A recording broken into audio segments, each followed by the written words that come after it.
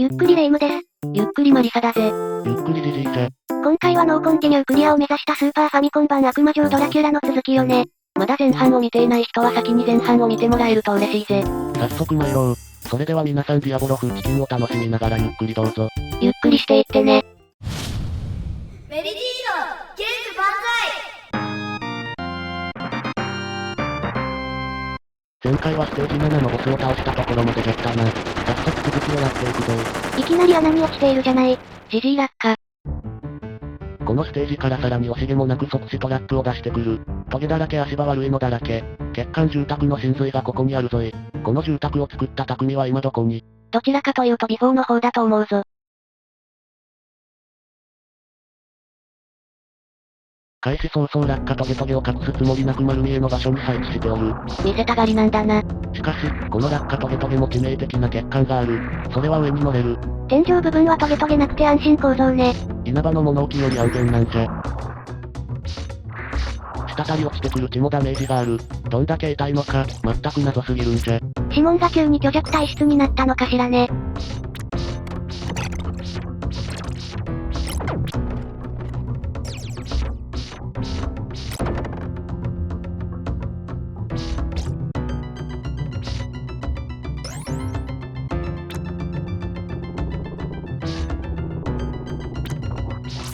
草も一発じゃ倒せなくなってきたわね。雑草はしぶといって言うからな。ここは一旦下に行って上にいる敵を倒しておく。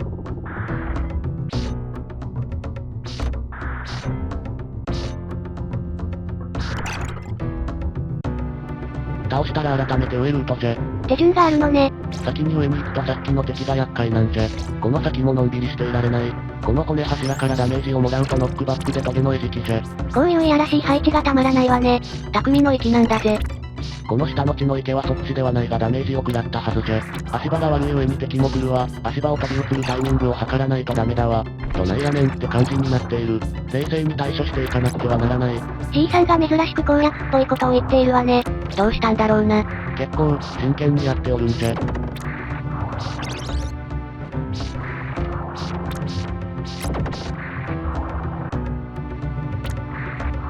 最初のゾーンを抜けても全く気が抜けない。ここもトゲだらけね。トゲの圧がすごいんじゃ。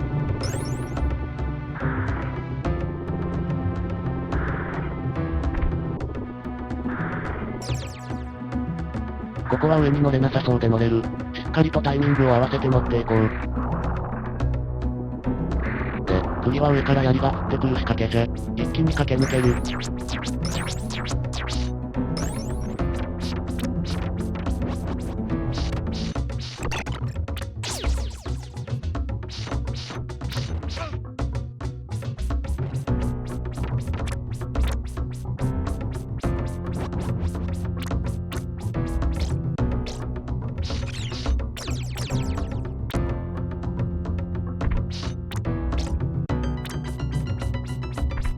足場が悪いところの先に敵が待ち受けてないか疑心暗鬼になっておる。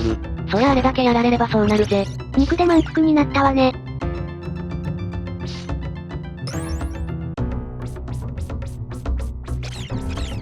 ここは橋が崩れてくるので駆け抜けなくてはならないんじゃ。ちょっと危なかったわね。嫌なコウモリだったな。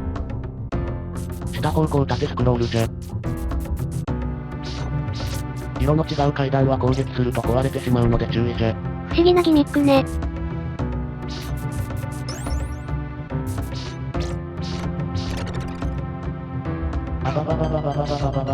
ちょっと草にやられすぎよ。ヒットポイントがピンチね。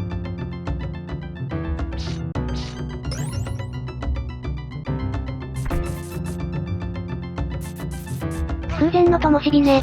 ヒットポイント1しかないぜ。肉だ肉まあタイヤらしい仕掛けね。上下周期が違うトゲトゲとかタイミング取りにくいだけだぜ。うまく動きを見ながら進むんじゃ。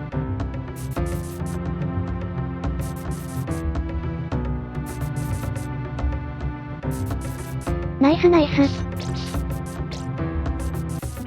しかし体力は依然1のまま。お渡し機じゃと思えば気が楽じゃ。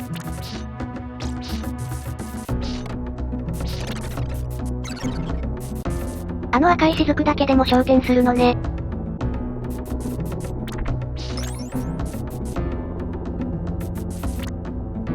恐怖。槍が設置しているぞ。わらなんで戻ったし。今見返しても謎行動じゃ。まあこれで体力回復じゃしいいじゃろ。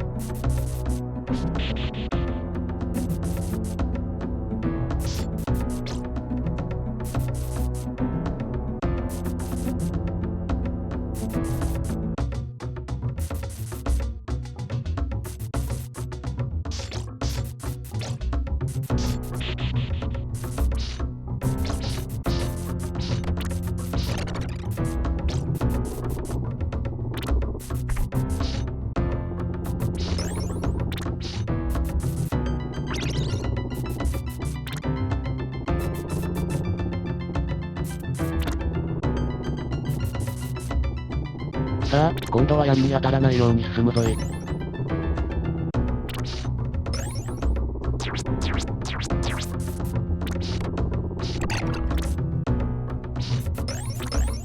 ここは飛ばずに降りる。十字架が。いやらしい場所に探検あるわね。ここはしゃがんでやり過ごすんじゃ。しゃがんでたら当たらないのね。なんか突き刺さっているように見えるけど。気のせいじゃ。満腹の時の肉ほど悔しいものはないのう。うまいけど。そして、この先がこのステージの一番の難関じゃ。どういう仕組みかわからないけど出たり消えたりするか。落ちたのじゃ。何やってんのよ。スコーンって落ちていったぞ。また、ここからじゃな。ここで2落ちしたな。合計3落つね。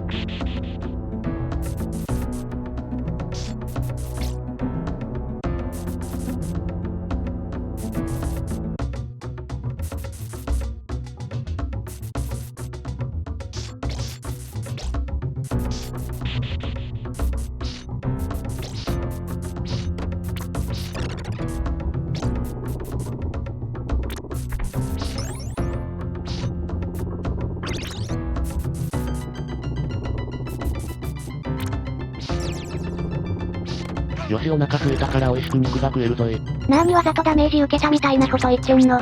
小学生みたいな言い訳をするじじいだな。俺まだ本気じゃないしみたいな感じよね。もっといたわって。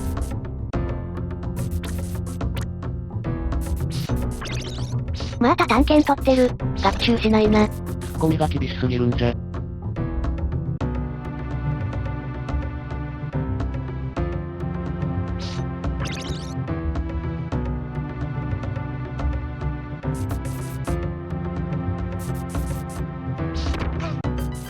崩せる階段は破片がいてさあ出たり消えたり床じゃ。慎重に進むんじゃ。戻ったわね。慎重だな。また戻ったわね。慎重だな。おっ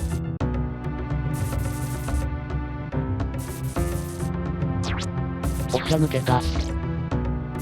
と喜ぶのもつかの間。ボスじゃ。フランケンじゃな。ナイフなのが痛いが、まあここのボスはゴリ押しでどうにかなる。左の段差に乗ってサブウェポンとムチを使い続けるんじゃ。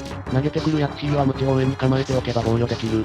分裂するのが来たら諦めじゃ。人間諦めが肝心。それ以外なら防御できる。あとは攻撃ゴリ押し一択。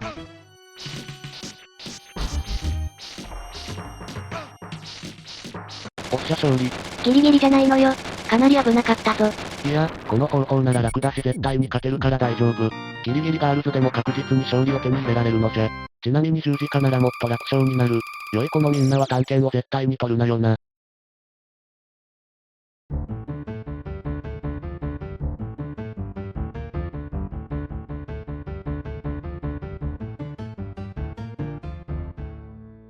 ステージ9じゃ。このステージは財宝ザクザクのステージになったおる。ちょっとくらいくすねてもいいじゃろ。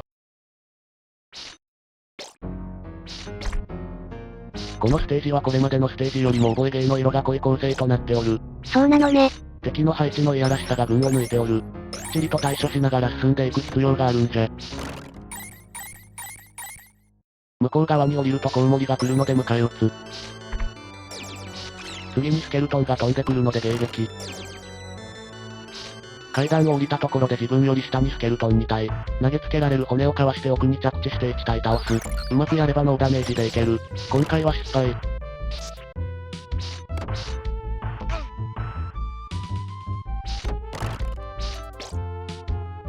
の先はコウモリ。そしてスケルトン。再びコウモリ。そして上段のスケルトンとコウモリ。こんな感じで覚えて対処していくんじゃ。その割にはダメージすごいわよ。反面教師じゃ。何をやっているんだ？なんか宝箱の蓋を255回踏むと肉が出てくるとかなんとか。体力も減ったし肉が食いたいんじゃ。本気か？これをずっと見せ続けるのか？実用的な裏技を視聴者さんに教えるのも、重要なこのチャンネルの役割じゃ。にしても、この絵は、無知好きの変態お兄さんが財宝を見てはしゃいでいるようにしか見えないぞ。かなり辛い絵だな。飽きてきたぞ。もう200回くらい踏んだじゃろうか。いやまだまだ全然踏んでないと思うわよ。いやまだ20回も行ってないと思うぞ。あと200回以上もあるの？辛すぎ。もうやめるんじゃ。時間の無駄だったな。さあステージ攻略に戻るぞい。この下は足場が悪すぎゾーンじゃ。なんか崩れる足場しかない感じだな。行ったら最後戻れない片道切符ね。覚悟を決めていくんじゃ。最後例によって攻撃を受けたらノックバックで落ちる穴あり。なのでぐいっと奥に進む。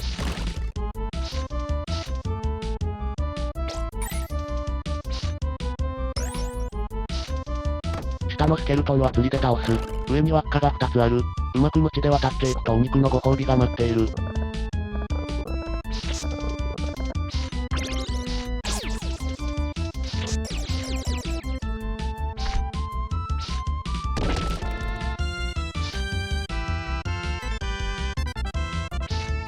さあここが本番じゃ。この足場の先にスカルナイトが待ち受けている。攻撃を受けたらなら不確定。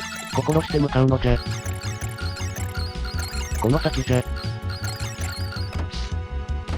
危ない一回ムチが使ったのじゃ。十字架ならジャンプ中に投げつつ置きダメージが与えられるので楽なんじゃがな。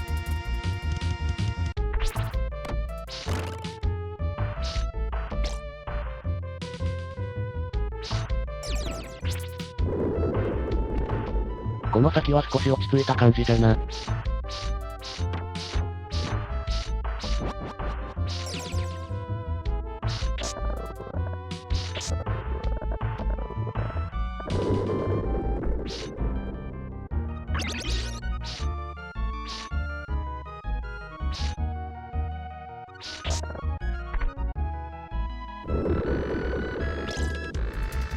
ワンナップ。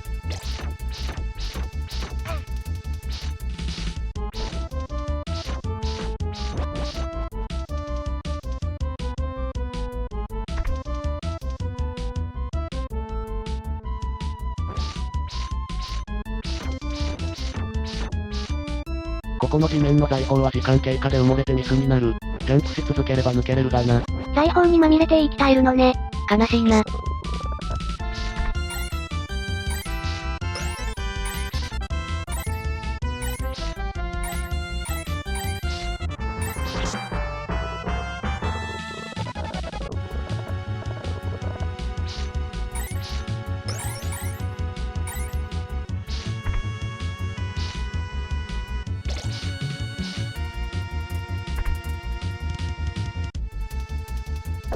なんか落ちてきたぞ。天井が崩落する欠陥じゃ。3段くらい落ちてきたら足場が完成するので向こう側に渡るぞい。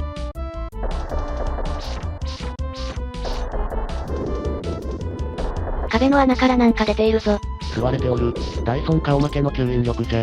吸われると一定時間動けなくなる。この棺桶の奥にある穴は隠し部屋に繋がっておる。肉もあるのでぜひ行っておきたい。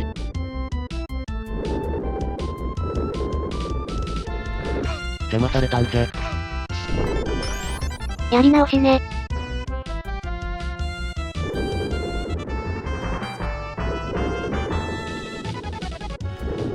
無事到着じゃ。満腹になったぞい。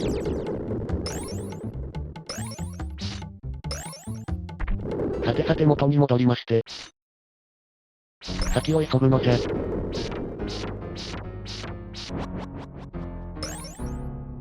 下の棺桶は虫じゃ。何もなさそうだものね。ここからは皆さん大好き登っていく縦スクロールじゃな。ここの敵は軒並み金なる。財宝だらけだからってことね。得点は増えるがハートが増えないんじゃよ。厄介だな。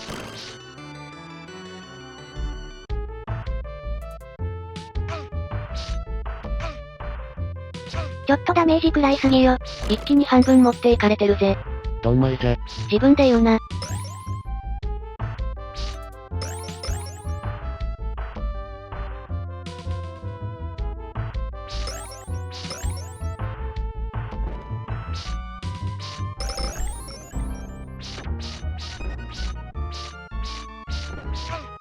どんどん減ってきているな。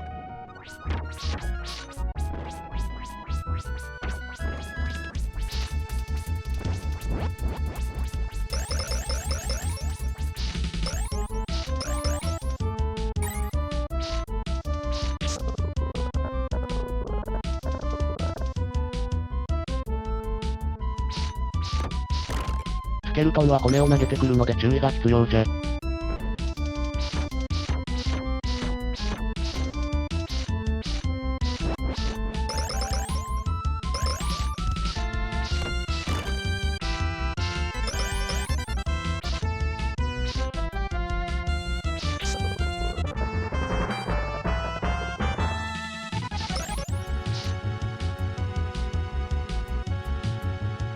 ここまで来たらボス戦が近い。肉が食いたいのじゃ。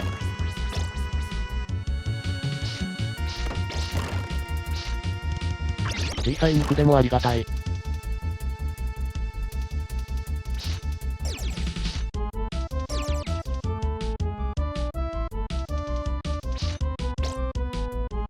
さあボスじゃ。ゴールデンバットじゃ。黄金バットね。正義の味方じゃないか。とても正義の味方っぽくないけど。さてさて、こいつは2つの形態がある。初期は大きな1匹のコウモリになっている。攻撃をすると金貨みたいなのを落とすんじゃが、当たるとダメージを受けてしまうんじゃ。ただ連続で攻撃を当てれば金貨みたいなのは落ちてくる前に消える。なのでなるべく単発ではなく連続で攻撃をヒットさせるといいぞ。時折このように下に降りてくるが冷静に避ければ怖くないぞい。なるべく真下から連続攻撃をヒットさせよう。半分ほど削ると第2形態へ移行する。3匹のコウモリに分裂する。こちらに体当たりしてくるぞ。なんか第2形態の方が厄介ね。じゃが、こちらの攻撃も当たりやすくなるんじゃな。十字架をばらまきつつ鞭を打っていれば勝てるぞい。ポイントはこちらのヒットポイントが減っても焦らず冷静にじゃな。ヒットポイント減るとパニックになるものね。結構ギリギリだけど冷静に対処しているな。はい撃破。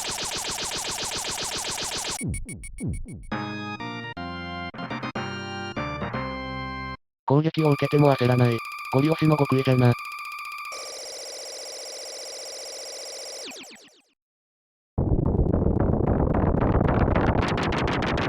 階段が出てきて次のステージじゃ。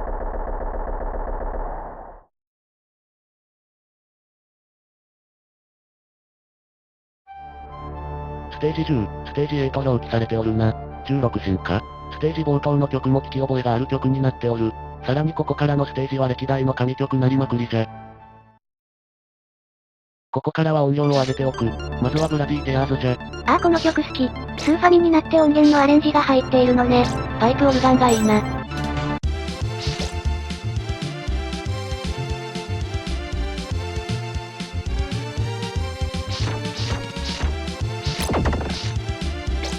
歴代の曲で時計台っていうのが泣かしてくれる。というわけで、時計台のステージじゃ。縦スクロール面になるが歯車ギミックが加わってより危険が危ない。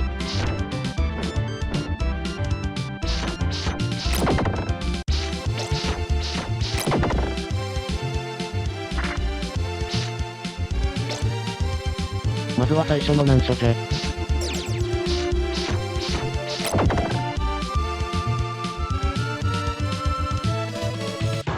歯車から反対側が結構シビアじゃ。お、うまくいけた。ちなみに歯車に乗るときに上の床に頭をぶつけて落ちていく事故が多発するので注意じゃな。ここも歯車に乗るときに上の床に注意じゃ。乗ってしまえばこちらのもんじゃ。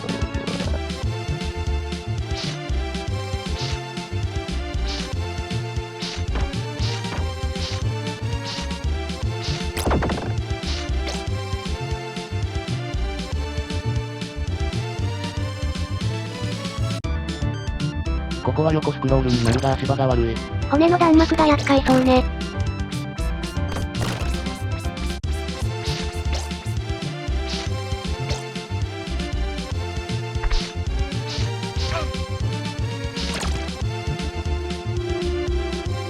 ここは天井のトゲに注意じゃ。しゃがんで避ける。タイミングよくジャンプ。よし成功じゃ。そして輪っかに捕まって向こう側に行くんじゃが、行った先にすぐ光ナイトがいる。相手に攻撃の隙を与えないために最大振り込みして最速で反対に飛び移り、攻撃される前に倒すんじゃ。よし成功。ここは完全にパターン化じゃな。メグサーヘッドを倒す。上のアーマーを倒す。横のアーマーを倒す。おじいさんが解説始めたわ。ゆっくり解説。これで上に上がるが2段目の階段を登った時に、歯車手前で引き返すと上から落ちてくる歯車をやり過ごせる。歯車をやり過ごしたら右に移動し床にジャンプ。すぐに左の床に飛び移ると落ちてくる歯車を無傷でやり過ごせる。左の歯車に飛び移りジャンプしながら左に移動する。上のメドゥーサヘッドを倒す。床に飛び乗りメドゥーサヘッドをやり過ごす。その後輪っかを使い反対側へ移動。完璧じゃない。階段でアーマーを倒す。ここから輪っかエレベーターじゃ。その前にホワイトドラゴンをしっかり倒す。ジジイじゃないみたいだな。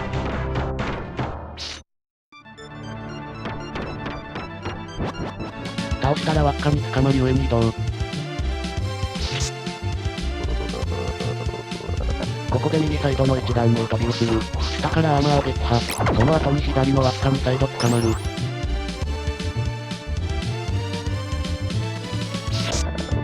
そのまま上へ行く。一番上についたら左へ着地。メドゥーサヘッドを倒して上のアーマーも撃破。処理落ち注意じゃ。ここで反対側のろうそくを壊して肉をゲットする。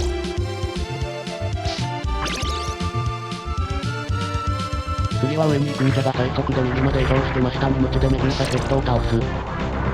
ここは下から安全にアーマー撃破。そつのない攻略をしているわね。2回目のエレベーターじゃ。ホワイトドラゴンがいるのでしっかり対処する。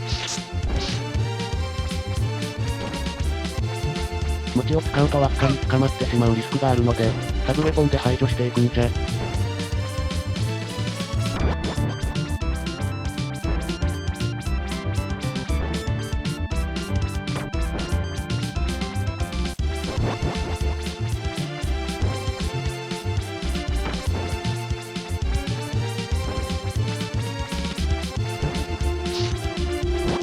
やっと倒せた。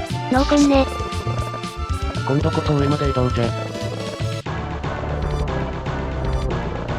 縦スクロールクリアじゃ。あとハボス戦じゃな。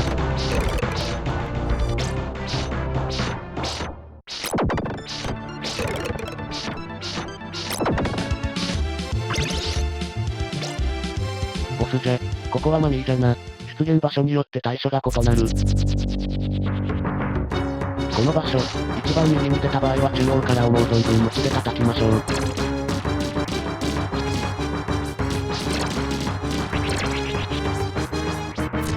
中央に出た場合は一番左の段から十字架で攻撃じゃな。左に来たら無知で叩く。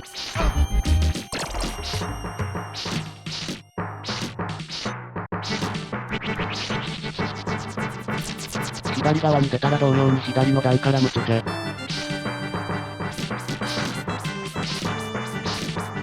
最悪勝。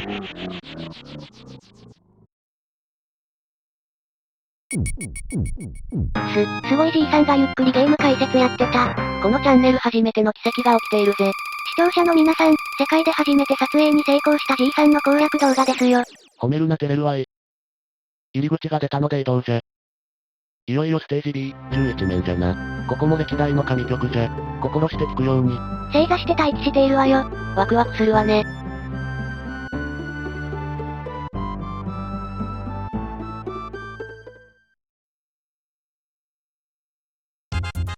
ヴァンパイアキラーじゃ。いいわね。アレンジされていて聞き心地がいいんじゃ。聞き惚れている余裕はなさそうだけど。いきなり下方向縦スクロールじゃ。この敵、ゼラハーンって名前なのかと思ったら、フェンシングゾンビって名前らしい。随分とハイカラな名前をもらったな。生首抱えているからゼラハーンかと思うわよね。こやつ横方向にこちらを察知するとアホのように剣をついてくるんじゃ。なのでなるべく横方向で察知される前に倒したい。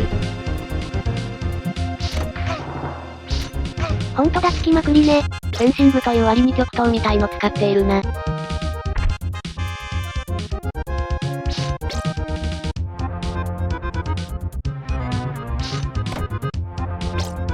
ここも安全に上の段から釣りを楽しむ。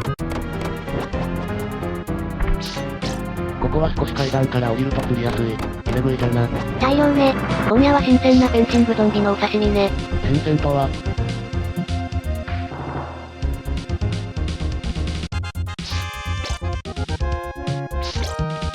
さてこの石橋、渡るとどんどんコウモリになって消えていく。コウモリに構う必要はないのでずんずん突き進んでいくんじゃ。コウモリはこちらに全然追いつけないのね。なんか指紋の追っかけみたいになっているわよ。人気者気分が味わえるポイントになっておるな。ここはゆっくりと景色を堪能しながら進んでいこう。段差だけには注意じゃな。橋が終わってもそのまま右に移動じゃ。そして次のエリアに行くぞい。次のエリアでまた曲が変わる。皆さんお待ちかねのあの曲じゃ。うわぁ、この曲ってもしかして、そうじゃ。ビギニングじゃ。神曲中の神曲だったわね。ゲーム6の神曲だな。スーファミ音源でアレンジされておる。VRC6 のような荒削りな尖った音じゃなく、少し丸くなった感じだけど、これはこれでいいぜ。オリジナル音源はキレッキレだったもんね。ちょっとボケた感じはするけどありね。悪魔城伝説の楽曲はカスタムチップの威力もあるが、コナミの変態っぷりが出まくりじゃからな。褒めておるぞ。ちなみにわしのいつか動画でやるリストにも入っているので楽しみにしておくんじゃ。とビギニングの話をしているうちに前半が終わってしまった。ここは下から触れると即死の刃付きの車輪が追いかけてくる中、上へ逃げ続けるのが前半じゃ。厄介なことに乗ると崩れる階段なので急いで登らないといけないし、登り損ねると階段がなくなっていて済む。なんかせわしなく移動していると思ったらそういうことなのね。そして、ここから後半じゃ。ここは右斜め上に移動する足場を渡りながら上へと移動する。厄介なのは所々、天井にトゲある。当たればそっちじゃな。下の段に移動する床は基本的に飛ばずに歩きで移動できるので、下手に飛ぶよりも歩いた方が安全じゃ。それは知っておくと便利だぜ。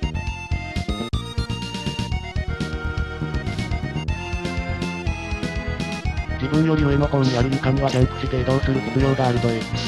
斜め床ゾーン終わり？抜けたみたいね。一旦終わりじゃが、この後にもう一回出てくる。ここの何が辛いって、ここでミスしたら最初の崩れる階段のところからやり直しになることじゃな。あの難関からサイドなのが鬼畜じゃ。それは辛いわね。悪魔的鬼畜だぜ。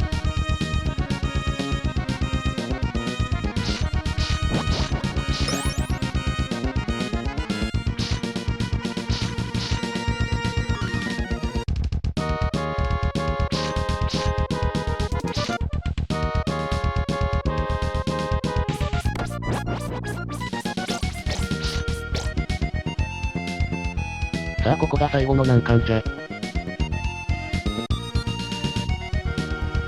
床に飛び乗ったら忙しいぞ。今だ。おおギリギリセーフ。天井のトゲトゲが思ったより近い。さあ、ここからはボスラッシュじゃ。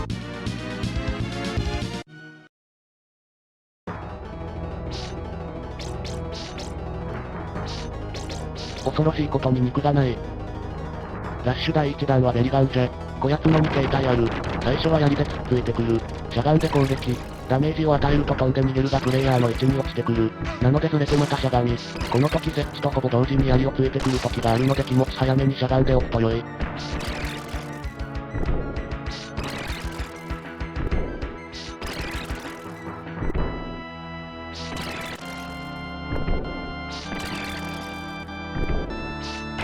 そして第2形態、槍を捨てて頭突き突進。基本行動は同じじゃが頭突きの時に移動するようになるので、ちょっと高い柱の上に乗って距離を置いて攻撃する。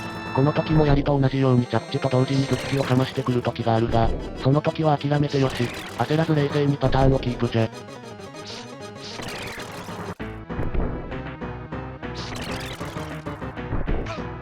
こういう時じゃな。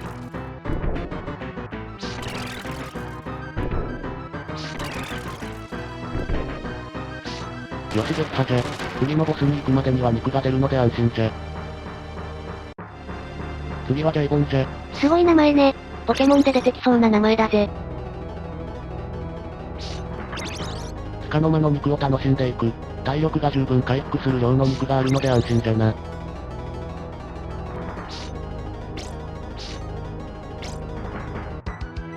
このジェイボンじゃが、こやつも2形態ある。最初は上空を左右に移動しつつたまに地上に降りて瓦礫を落としてくるパターン。十字架があれば高いところから十字架を投げておき無知でダメージを与えていく。瓦礫は冷静に見極めれば隙間を抜けるのは簡単じゃ。ある程度ダメージを与えたら第2形態。先ほどより低い位置を低くしつつ、拡散する炎を吐き出す。実はこの炎、吐き出す体勢になってから遠ざかるだけで回避できる可視攻撃じゃったりする。まあゴリ押しの場合は関係なく削り倒す。最撃破。楽勝だったわね。さあいよいよボスラッシュ最後の死神じゃ。しっかり準備して参ろう。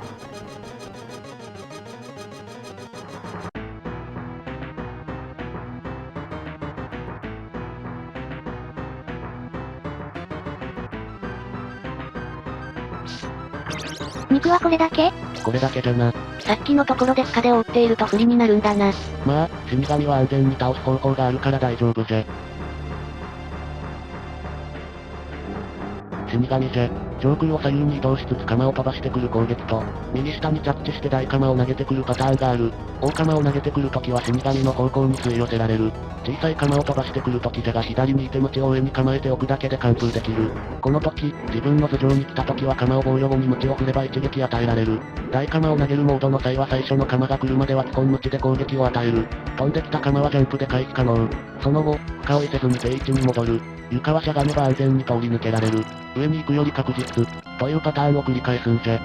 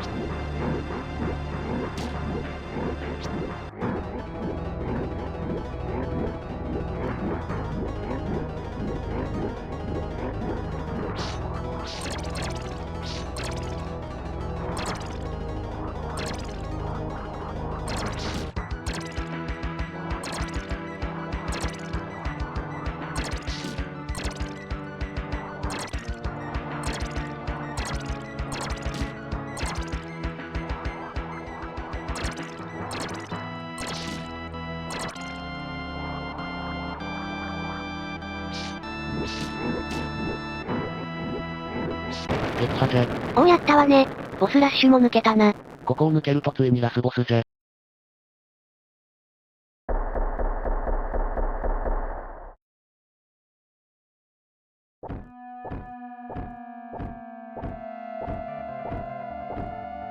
緊張してくるわね。ノーコンティニューで本当に来れたわね。ドラキュラも結構厄介なので緊張するぞい。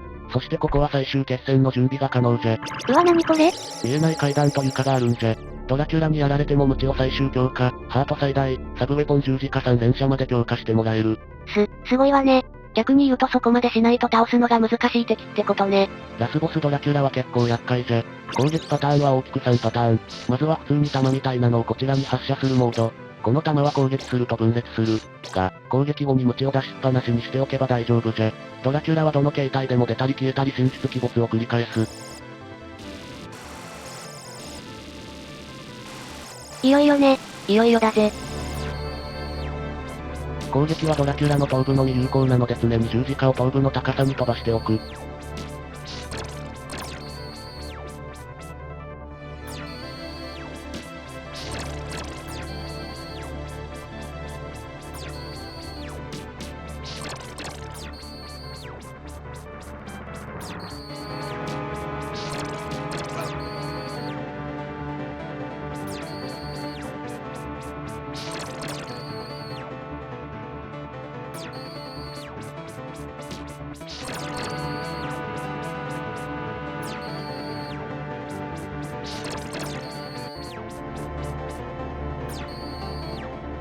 形態が変わる前はこのように浮遊弾みたいなのを飛ばしてくる。この浮遊弾を倒すと肉がもらえるんじゃ。次の形態が炎の玉と火柱じゃ。炎の玉はドラキュラが姿を現した時に最大2つ登場させる。炎の玉の真下に火柱ができる。火柱は冷静に避ければ OK じゃ。厄介なのは炎の玉。火柱が消えた後にこちらに向かって移動する。倒すことができるんじゃが倒した後も慣性があって移動方向に落下するんじゃ。このパターン時は攻撃よりも炎の対処に全力を傾ける。十字架をとにかく頭部の高さに投げ続けながら、一つの火柱のすぐ横に立ち待機。火柱が消えると炎の玉がこちらに移動を開始するので真上に鞭を打つ。倒した炎の玉は慣性でこちら側に落下してくるので反対側へ急いで移動して回避。その後もう一つの炎の玉を迎撃。ここで十字架を再度投げておく。この繰り返しじゃ。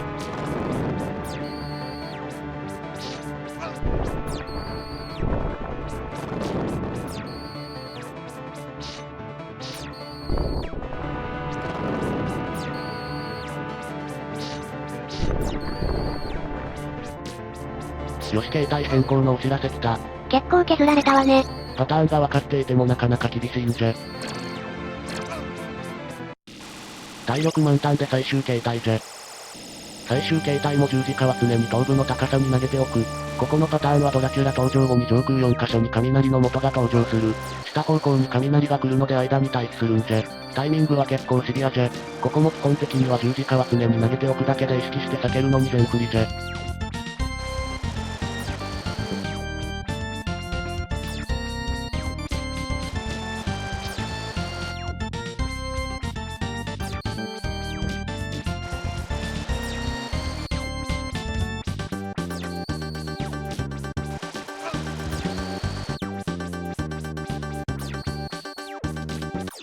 やったー。倒したぞー。おー、やったー。ついにノーコンティニュークリア達成じゃー。なんか達成感がすごいわね。お疲れだぜ。というわけでエンディングでも見ながら感想戦、アンケート結果、そしてコメント紹介をしていくぞい。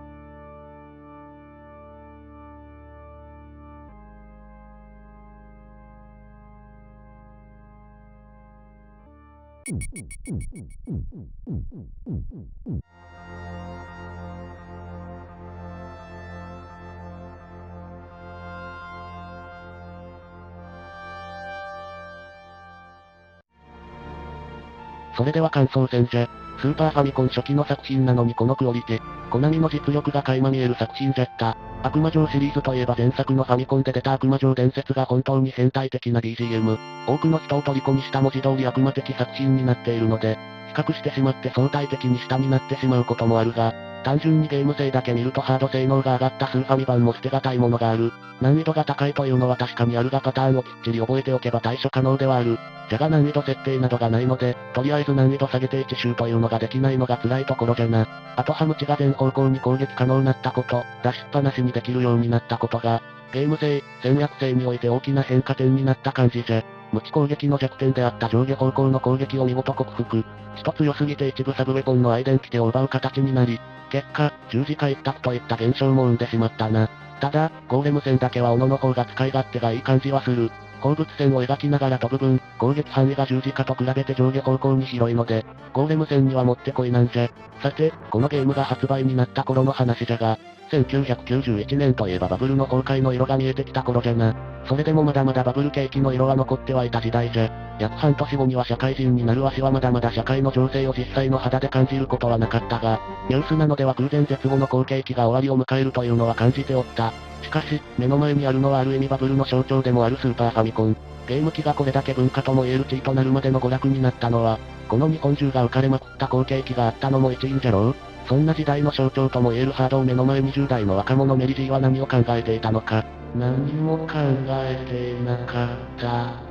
そんな小難しいこと考えてゲームなんてするもんじゃないしな。とにかく楽しかったわい。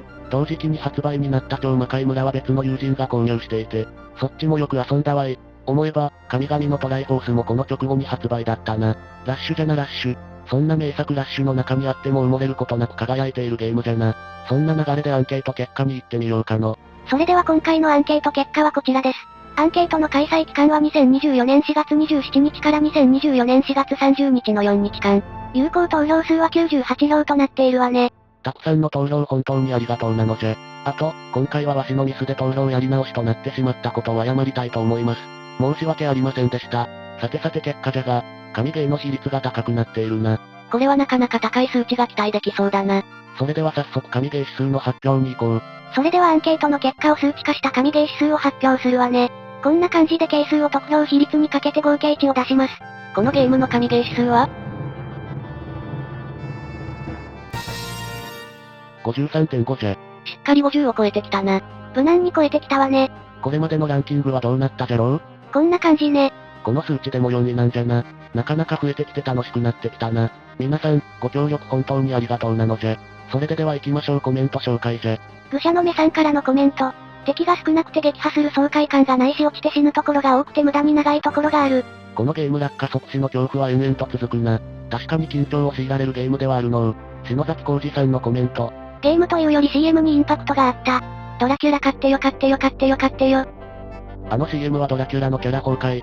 と思ったらその前にファミコンでドラキュラくんがあったわ。でもインパクトはすごかった。気になる人は CM が見れる動画の URL を概要欄に貼っておくぞい。かなめさんのコメントです。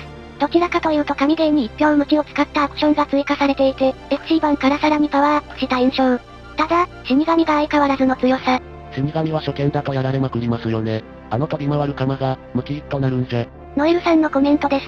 無駄に無知を振り回したりしてるだけでも楽しいゲーム、めちゃくちゃ面白いけどむずいですよね。一面たりともクリアできる気がしないでもコントラや魔界村よりはいける気がするあのシリーズまともにクリアできるのアドバンスや DS なんかのメトロイド風味のやつくらいですけどね難しすぎて。このゲーム覚えゲーなので心穏やかに淡々と覚えていくのが一番の攻略法だったりするな。でも、まあ心が折れるゲームじゃな。ジスクニさんのコメントです。ハマったけど悪魔城伝説をまごうことなき神ゲーとするならスーファミ版はそのちょい下となるので、当時、水増しが容易な RPG 以外は割とボリューム少ないゲームが多くこれもあっさりドラキュラ城まで到達して、いつもの商業ゲームか。と思ったらそこからやりごたえ満点で非常に満足した思い出が。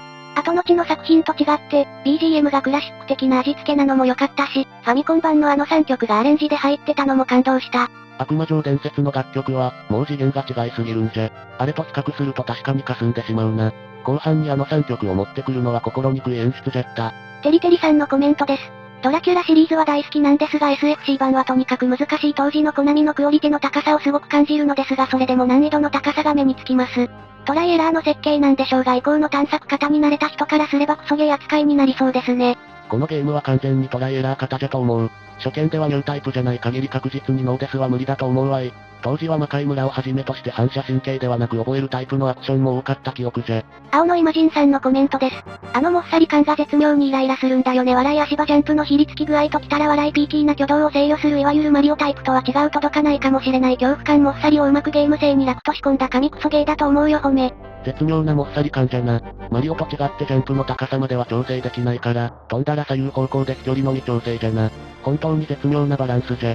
万年ね太郎さんのコメントです。SFC 初期ながらアクショングラフィック BGM どれも良質で、間違いなく神ゲーではありますが、高い難易度が本当に辛い。ボスも強いですが、それ以上に後半の即死トラップがやばいですクリア期待しております。クリアしました。スーファミ初期とは思えないレベルの高さじゃな。即死トラップは本当に厳しい。コメントは以上です。皆さん、いつもコメントありがとうなんじゃ。本当に励みになっております。というわけでエンディングも終わり、ゲームは無事2周目に突入しておるな。2周目があるのね。エンディングで終わらず2周目に突入していく。どう違うんだ？難易度が跳ね上がっているんじゃ。あら、そうなのね。敵の配置、耐久度に変化がある。敵の耐久度が1周目より上がっているのと、敵が増えて配置されている。よりいやらしい感じじゃ。実はかなり前にライブ配信で悪魔城ドラキュラを配信していた時があってな。その時は2周目をライブで配信しておったんじゃ。ゆっくりを始める前だからかなり前にやってたやつね。まだライブ配信がアーカイブで残っておるので概要欄に URL を載せておくので興味があれば見てくだされ。ひとまずノーコンティニューでクリアできてよかったんじゃ。コメントで感想など教えてくれるとジジイの寿命も伸びると思うのでみんなよろしくなんだぜ。というわけで今回はここまでです。皆さんと昔遊んだゲームの感想や感動を共有していくことを楽しみにしておるので、よかったら他の動画を見てくれると嬉しいのじゃ。そして新しい動画をアップした時はまた見に来てくれると嬉しいぞい。共感してくれたら高評価をしてくれるとじいさんの励みになるんだぜ。そして新しい動画を見逃さないためにも、また見に来たいと思った方はチャンネル登録よろしくお願いします。それでは最後まで見てくれて、ありがとない。いやーなんとかノーコンティニューでクリアできたんじゃ。最後のドラキュラ戦はめちゃくちゃ緊張していたわね。残り人数も多いし楽勝だったんじゃなかったの？いやいや、あのドラキュラは本当に強くて一気にゲームオーバーまで行ってしまう可能性もあったわい。そりゃ緊張するわね。伸びてくれないと泣く。